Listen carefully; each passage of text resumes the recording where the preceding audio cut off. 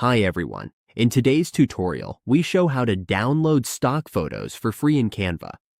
If we're looking for high-quality images without spending money, we can follow these simple steps to find and download them on the Canva dashboard. To get stock photos on Canva, all we have to do is click this element.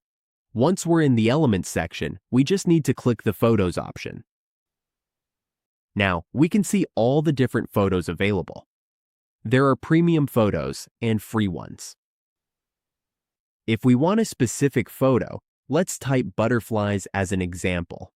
Here, we can find butterfly photos with high-quality images.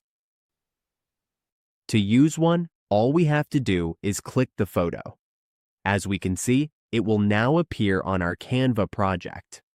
All we need to do is stretch the photo to make it fit. Once we're done, we just have to click Share. After clicking Share, we wait for it to load and then click Download to save it to our computer. And that's how we download stock photos for free in Canva. We can access great visuals for our designs without spending anything.